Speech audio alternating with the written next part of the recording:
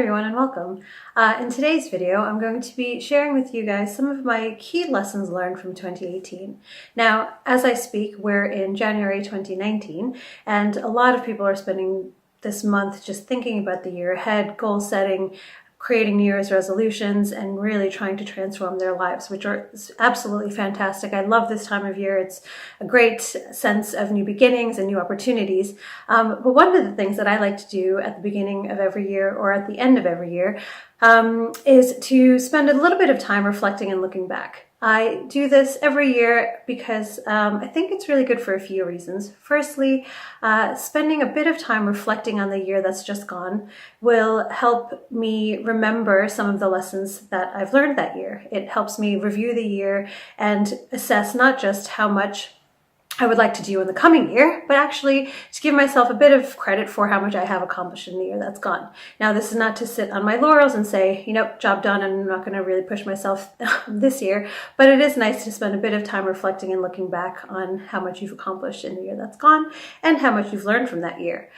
Secondly, by doing this, by reviewing the year that's just gone, it also really helps you crystallize any learnings. So in the past, when I was first growing my business, I wasn't really doing this.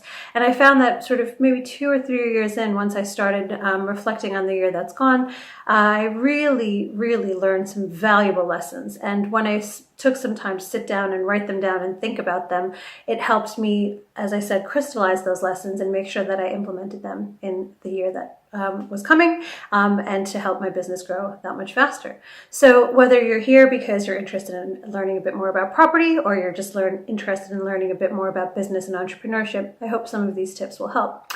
So first and foremost, one of my key learnings from last year in 2018 was the importance of benchmarking.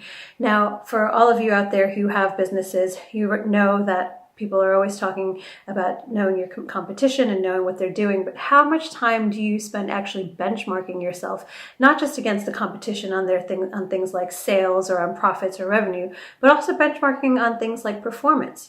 Are your staff as productive as your competition? If you're a property investor, are your properties as profitable as other investors in the area? If you're managing properties for others, is it taking you and your team 5 hours to do things that others are accomplishing just as effectively in 3 hours? And if so, what are the reasons?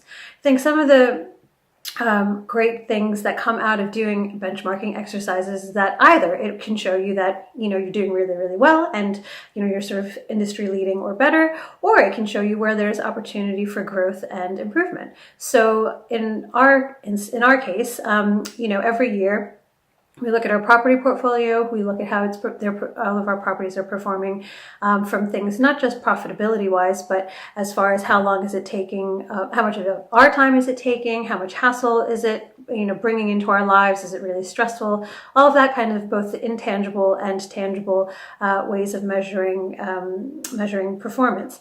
And when we do this exercise, it highlights where we have room for growth and need to make improvements, or it also helps us identify properties that we might want to get rid of.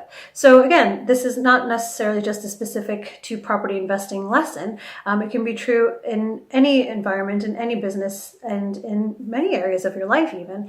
So, take a bit of time, think, reflect, do some benchmarking, look at how you're performing, whether it's in your personal life, your professional life, your business, your career.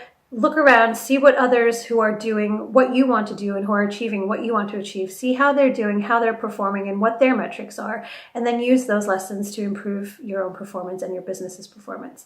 And I'll be here again tomorrow, actually, with tip number 2 of my lessons learned. So I hope to see you then. Thanks very much. Bye.